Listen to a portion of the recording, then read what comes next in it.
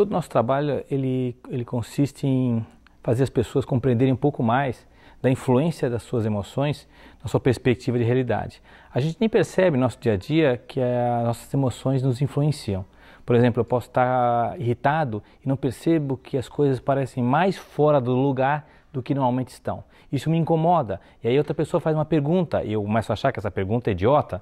Como é que ela vai fazer a pergunta a terceira vez? E ela não fez a terceira vez. Mas a sensação que eu tenho é que é. E eu na hora não percebo que isso é fruto da influência da raiva, por exemplo.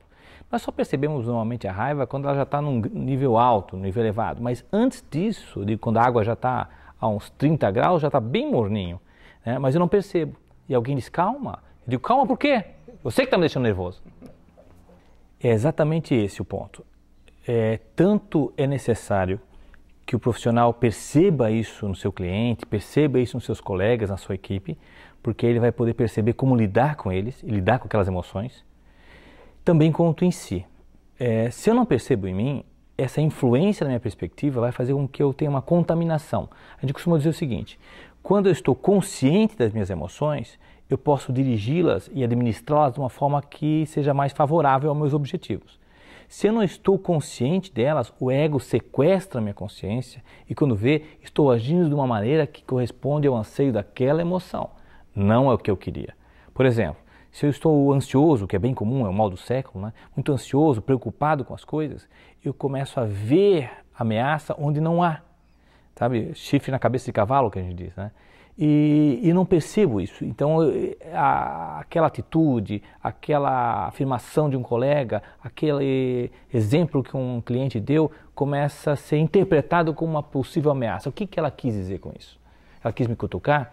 E, na verdade, isso fala muito mais do indivíduo que está ouvindo do que quem falou, certo? Eu perco a noção disso.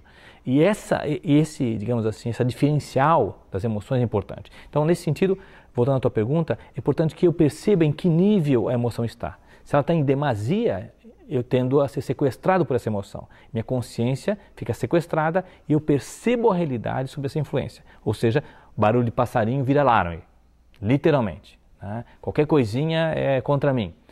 Fico meio paranoico, né? Entro em estados paranoicos. Agora, se eu percebo isso, vejam, é como a nossa respiração. Se eu percebo que eu estou respirando de forma ofegante, eu posso parar, recuperar minha respiração e botar ela no lugar que eu gostaria. Se eu não percebo, eu continuo a respirar de forma ofegante. E se eu continuar a respirar de forma ofegante, eu vou entrar em estados de hipervigilância, certo? Então é uma cadeia de eventos. Mas se eu percebo isso, eu trouxe para o consciente, eu posso administrar. Então a gente diz o seguinte, se eu tomo autoconsciência das minhas emoções, eu consigo me auto-administrar. Se eu não tenho consciência delas, elas é que me administram. Eu sou refém delas. A maior parte das pessoas, Jung já dizia, 80% das pessoas, em 80% do tempo, são sequestradas pelas suas emoções. Literalmente, elas reagem às suas emoções. Não percebem, não tomam consciência delas e acabam percebendo a realidade e reagindo às situações baseadas nessa influência dessas emoções. Se eu percebo, consigo, respiro um pouco mais, mesmo que eu esteja irritado agora, essa não é a questão, não foi isso que ela quis dizer. E eu começo a colocar os pingos nos is, começo a rever, recontextualizar o que eu estou querendo na situação. Eu não quero responder isso para o meu colega, eu não quero magoar minha cliente, eu não quero, mas quando vê é isso que eu faço. Vejam, se a gente pensar um pouquinho, a razão pela qual nós reagimos com as pessoas que nós mais amamos de forma agressiva, não faz sentido, não é o que a gente quer. É fruto da influência muito das nossas emoções. Mas se eu recupero a consciência delas, eu posso me administrar melhor. Consequentemente, eu vou ter outra resposta do meu cliente, do meu colega, do meu familiar, porque a minha ação foi diferenciada, certo? Então, nesse ponto, autoconhecimento. Agora, perceber no outro também me ajuda a entender o seguinte, é o limite dele. O cliente veio com isso, de perceber que as pessoas vêm com uma carga emocional. E às vezes quer falar e está sentada. A pessoa está sentada, ela quer descarregar aquela carga emocional. E não é pessoal. Só que por vezes esse cliente está tentando identificar algo no próprio salão para descarregar essa carga emocional. Aí é o barulho do secador de cabelo, ou como é que uma cliente tal, vocês aceitam uma cliente tal no salão de vocês. Na verdade, esse não é o ponto. Ela está buscando algo, não conscientemente, para descarregar, para botar para fora aquilo, porque aquilo está lhe incomodando. porque ela não tem consciência dessa emoção. Para o profissional é importante perceber isso, para não tomar como pessoal e poder até ajudar a focar essa energia, a descarregar essa energia de forma mais construtiva. Né? Num outro assunto, vamos falar de política, pronto, né? Já resolveu a situação, né? Desfoca do salão, desfoca da outra cliente que está falando muito alto. É só desfocar para carregar ou descarregar essa energia em outro ambiente. Quando eu tenho consciência desse jogo das emoções, fica mais fácil. Quando eu não tenho consciência, eu acho que esse é o fato em si. Eu acho que é a cliente que é desaforada. Eu acho que é outra que fala alto demais. Eu começo a ser vítima desse contexto das emoções. Bom, tudo começa com um processo de autoconhecimento. Eu tenho que olhar para mim. Na nossa abordagem, a gente trabalha, além da perspectiva de reconhecer essas emoções e a influência delas, a gente mostra como elas, como você mesmo citou, ao longo de uma vida, elas desenvolvem uma influência tamanha que gera o que a gente chama de um padrão de comportamento. No fundo, a gente acaba chamando de tipo e acaba desenvolvendo um sistema de tipologia.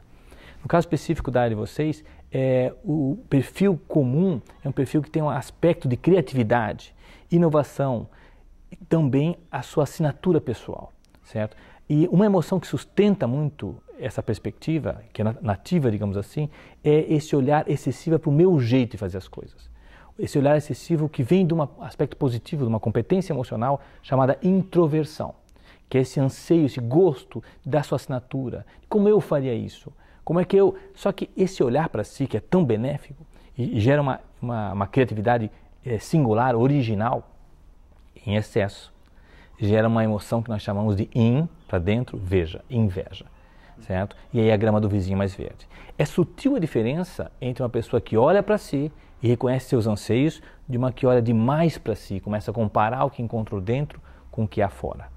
E quando eu começo a focar demais em mim, o fora começa a ficar mais interessante. Né? Se eu fosse assim, se eu falasse dessa maneira, se eu tivesse uma equipe como fulano, se eu tivesse um bairro melhor, se a empresa tal me apoiasse, eu poderia dizer o seguinte, que pode ser o diferencial entre a pessoa literalmente conduzir o seu tempo, a sua energia para uma carreira que realmente é o que ele quer, para investir sua energia e seu tempo e conduzir uma carreira para algo que ele não quer. A gente vê profissionais abandonando a profissão por questões pessoais, porque não gostou de um colega e ele não reconhece que é isso, então ele começa a enjoar da sua própria profissão. Eu tive agora um cliente que estava dizendo, Márcio, eu pensei por vezes em abandonar a profissão. E quando eu percebi, não era isso, era um sócio. Era um sócio que estava sendo uma dificuldade. Quando resolvemos essa situação localizada, tudo ficou colorido. E estava em preto e branco, estava em cinza. Certo? E isso, às vezes, as pessoas não percebem. Nós trazemos isso para casa também. Nós trazemos um contexto que a gente trouxe profissionalmente, a gente traz para casa. E aí fica irritado com questões de casa. O contrário também é verdadeiro. Em casa tive uma discussão, falei umas coisas que eu não queria, ouvi outras que eu não gostei. Eu levo para o trabalho, descarrego num lugar, momento que eu nem percebo o que eu estou fazendo. Então, a percepção disso, literalmente, me ajuda a respirar e perceber onde eu quero colocar os ovos, né? Em que cesta? É nessa? É isso que eu quero? A longo prazo é isso que eu quero? Ou isso é apenas um sequestro emocional? Ou eu vou agora, por orgulho, pedir demissão e saio aqui do salão? Ou por orgulho, não levo o desaforo para casa e digo umas coisas para um cliente que eu não queria ter falado? É isso que você realmente quis, de fato, ou é o orgulho falando por você? Essa é a diferença entre uma pessoa que administra suas emoções, porque reconhece, primeiro ponto, e uma pessoa que não administra suas emoções. Elas o administram.